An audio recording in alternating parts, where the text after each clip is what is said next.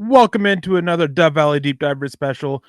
I hope you guys are enjoying this, whatever time of day you happen to be watching this. Joining me with these is once again Lance Sanderson, my former co-host on the Dove Valley Deep Divers, who's had to take a step away. But it's good that we get to sit down and do these videos together and bring you bring you viewers some kind of content. Lance, my man, how are you doing? The roster's set. How are you feeling? We're gonna be doing a few of these over the pending days, basically. A few of these videos talking about different things with the roster. How you doing and how you feeling at the moment?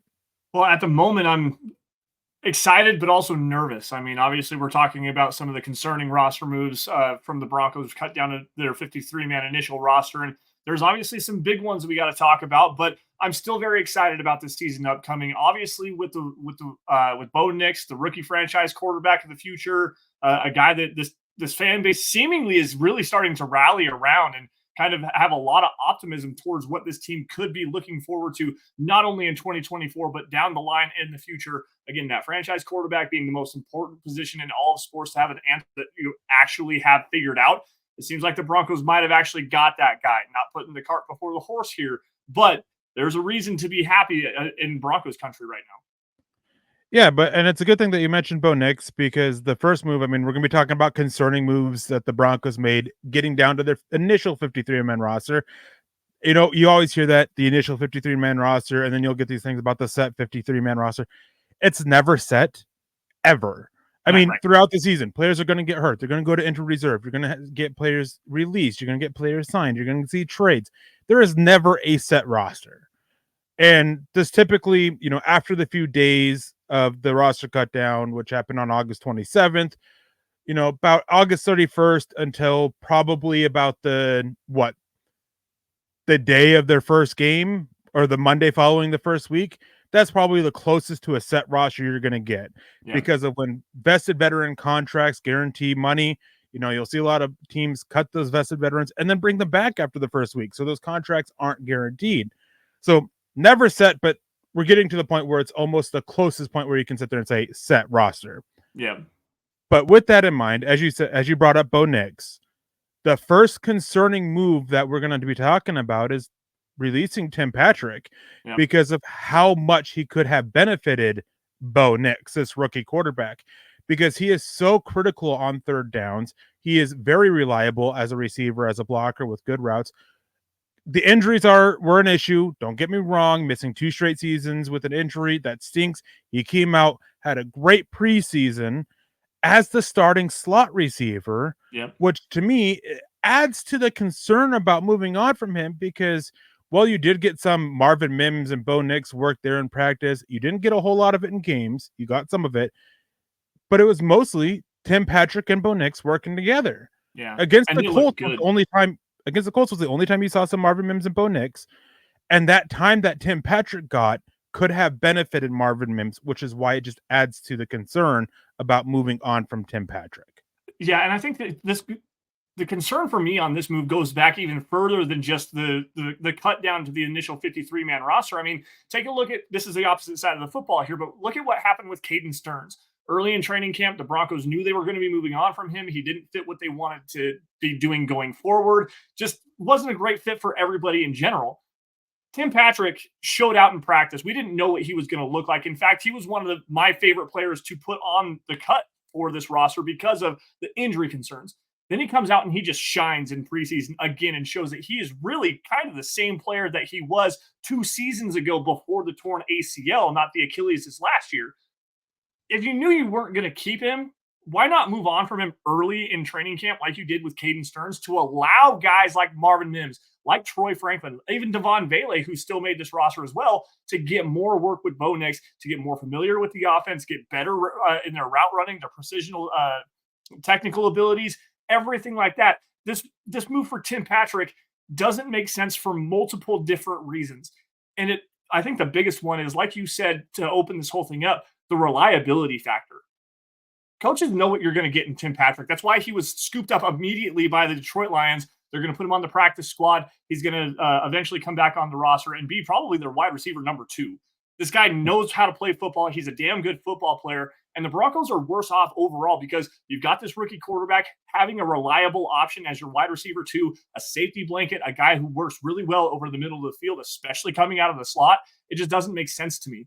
Now, on the plus side of this, you really are going to get a good look at Marvin Mims and potentially Troy Franklin this year. But I think Devon Vele is the biggest winner here because of they don't really do the same thing, but they are kind of the same type of player, big body, big physical possession catch players. So I think that Vele, with what he showed in training camp and in the preseason games that we did get to see him, you saw a lot of the same things from Tim Patrick. So I think that this is, while it's more of a focus on Marvin Mims in the slot position, I think Vele is a really big winner here. Yeah, I mean, you touched on it. You're going to get to see these young guys. Now, I'm on record saying that I don't think for Troy Franklin sees the field a whole lot this year, barring injury, and I stand by that.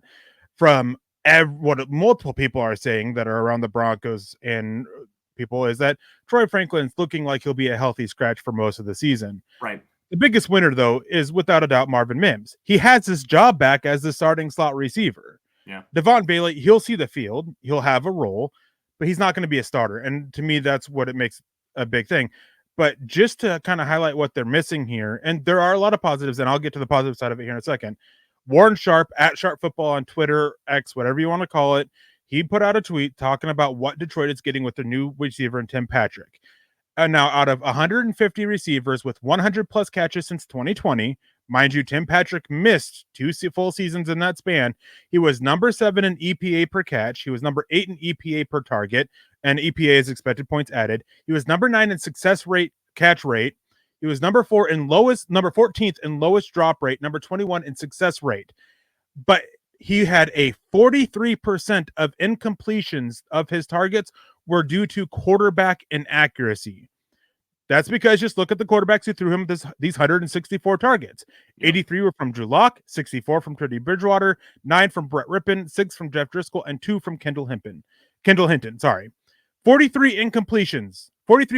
incompletions due to quarterback inaccuracy is 132nd out of 150th. Only 10% of Tim Patrick's incomplete targets were due to an error on his end, which is the 12th lowest rate out of that 150%. Yep. That is huge. That reliability is so beneficial for Bo Nix, as we said, who is a guy who relies on timing and accuracy. Yep. Now for the positive side of it, because we don't want to be all doom and gloom here. It's still a good thing move on from him because, the injuries were problematic. You do free up a little bit of cap space, but not a lot. It's only about $1.1 million out of a $7 million cap hit that he had. So you're not freeing up a little bit, but it's a little bit more that helps. But the biggest thing is I think we're all in agreement that this is going to be a overly competitive team. They may push for a playoff spot, but they're not Super Bowl in contention. So getting these young guys, these extra reps that they can fit in there and unclogging this logjam that they had at receiver is going to benefit these guys. And let's be honest here. We need to see more out of Marvin Mims. He needs this extra time. He needs these reps to sit there and show what he can be so that the Broncos can know, can he be a legit starting slot receiver in the NFL for years to come? Next year, when we're going to be evaluating the fact of all right, is it time that we start looking to moving on from Marvin Mims or what? I mean, he'll get 3 years. I'm not trying to say he won't, but how secure would he be next year is what I'm getting at. Yeah. So it makes sense, but it is still a concerning move. Now, another concerning move to me is on the defensive side of the ball, and we're going to talk about real quick, and that is moving on from Jonas Griffith. I get that they moved on from him to get Lavelle Bailey, who looked all right in the preseason. I mean, his best play was obviously that interception return for a touchdown there in the finale, but he was pretty rough outside of that. And so it's a bit of a concern. I get it because there is a lot of upside with Bailey. The speed of the game is something that he's still adjusting to, and you do see some flashes, and he can contribute on special teams. And with Justin Strnad stepping up so much on defense, especially against the run where Jonas Griffith was doing well at, and Jonas Griffith is showing concerns in coverage where Justin Strnad was doing well, it makes sense. This is a concerning move to multiple people because Jonas Griffith was competing for the starting job, but he clearly lost the starting job to Cody Barton. The Broncos are also looking for linebacker help elsewhere, according to Mike Kliss. But to me, that isn't a very concerning move. I think there is another move that is far more concerning than that. That would be second most concerning move the Broncos made behind Tim Patrick, personally. Yeah, with Jonas Griffith, I think that this is a big part of the overarching theme of what we saw with the overall roster construction here, the youth movement. We're getting younger, we're getting cheaper, we're getting with players with more upside they got a long ways to go yet. And Lavelle Bailey, like you said, there was a lot of flashes. There's still a lot of inconsistencies. And yes, the 94-yard touchdown return against the Arizona Cardinals for a touchdown, that was a great play. The quarterback threw it directly to him. He made the play when it was presented to him. Hats off to the kid. Justin Strnad coming back, and after all the injury concerns that he has had for the first 3 or 4 years of his career, it's great to see him get that opportunity. But Griffith, I think, had some high-end upside as a potential starter. The issues that he showed in coverage are at least coverable enough for what they were, especially with what he was being asked to do in coverage. It wasn't like he's locked down on a tight end. They were trying to rotate him around, get him out into the flat, kind of hide those flaws for the most part. It just sucks to see a player like that go. I was really rooting for Jonas Griffith, and I know that you had him as one of your big surprises to make this roster when we did our 53-man roster projection a few weeks ago. So this one stings a little bit, but really it's not that big of a deal. To me, I'm going to take over here for a minute because I think the bigger concern here is what the Broncos did on the offensive line. Now, they went and got Calvin Throckmorton back on the practice squad. He did actually come back to the Broncos, but they released him. They released Will Sherman. They also moved on from Demontre Jacobs, a guy that I know that you've been touting really highly, in order to keep offensive tackle Frank Crum, undrafted rookie free agent out of Wyoming, who was, I don't want to be mean here, but it was pretty bad all the way through the preseason. He allowed several pressures, multiple different sacks. I believe that there were 4 sacks against him alone in 2 games. That's just not going to cut it at the NFL level. And I think that one thing we need to talk about a little bit with Crum here is he played left tackle at Wyoming, and the Broncos were specifically forcing him to play right tackle in camp and in the preseason. Maybe this might be one of those trying to, do something with the opposite hand. It's really hard to make that position switch. So maybe the uncomfortable ability of him playing on the right side had something to do with that. And I know they like the athletic upside and the potential that he brings. But, man, it doesn't make sense given the way that they did the rest of this roster to move on from a guy like Demontre Jacobs to keep Frank Crum. And honestly, I think it might be the worst move that they made. Yeah, this is a very concerning move because, as you said, Frank Crum was credited with giving up 3 sacks. Now, Demontre Jacobs was giving credit to giving up 1. Now, Sean Payton and George Payton both talked about this, and they were saying that 6'8", athleticism, moves like he does, like you don't get many guys like that, which is true. And that he is very raw as a pass blocker, which that needs developed, which again is true. But my issue with this move is Demontre Jacobs is 6'7", 6'6", not quite as tall. He has longer arms. He's just as athletic and has shown more strength. And you just spent a year developing him. He was a run blocker mostly in college, who struggled in pass protection, that was very raw in pass protection. You spent a year developing him, and now you're giving up on him for Frank Crum just to repeat the process. At least you were getting positive results out of Demontre Jacobs, and you don't know what you're going to get out of Frank Crum.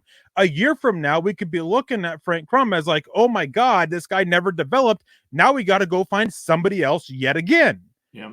And this is all about a developmental tackle, which the Broncos need. They gave up on the guy they've been developing for a guy who might be able to develop, who's an inch taller with shorter arms. Doesn't make a whole lot of sense. They highlighted his bend. Well, his bend wasn't there in the game tapes. He showed no strength. He had 14 plays in a row against the Green Bay Packers where he was unsuccessful with his blocks, including run blocking. I think most of those were run blocking. It was like 8 or 9 of those 14 straight plays were run blocking. It is a very big concern here, just because it kind of brings into question the direction of this team for the reason that I stated. Hey, we like this guy. We think we could develop him as a pass rusher, but we're going to kick aside the guy who we've been developing for a year. I think Frank Crum, and obviously I can't prove this, I think Frank Crum would have made it through waivers and been able to be brought back on the practice squad. Yep. From what was reported, he wasn't very coveted as an undrafted free agent. He didn't have a great preseason to try to make him sneak through waivers. Demontre Jacobs claimed by the New England Patriots, who, 3rd in the waiver wire claim order? So that right there. I mean, hey, hopefully in a year from now, we're actually talking about the positives of Frank Crum and how good he looked next preseason. And Zach Strief is able to do an excellent job with him, as he has done with multiple other offensive linemen. I think he is a very good offensive line coach that could, next year or two, we could be talking about as being one of the best in the NFL at his job. Yeah. Hopefully we'll be praising him as such. Now, we have hit our limit, so we got to get out of here. If you guys have any concerns about the Broncos moves that they made in the roster cut downs, getting down to their 53-man roster, which again, it's going to be changing over the coming weeks, it's going to be changing over the coming months, it's going to be changing over years. It will forever and eternity be changing. Rosters are never set. If you guys have any questions or want to voice your concerns about it, feel free to do so in the comment section below. Make sure you guys leave a like. Make sure you guys subscribe to the channel. You guys can reach us on Twitter at Erick Trickel for myself and at Lance S_MHH for my colleague here, Lance Sanderson. We hope you guys all enjoy this. Again, make sure you leave a like, comment down below with any questions, comments, or anything you have. We'll answer them best we can. And if it's a good enough question, we may even do a whole show on it and, flash your name on screen somehow or something like that. Thank you guys for watching. Tune in for the next video. Tune in for all the, the live podcasts that we have as well. Thank you guys. Have a wonderful night, wonderful day, wonderful evening, whatever it happens to be when you guys are watching this. And of course, go Broncos.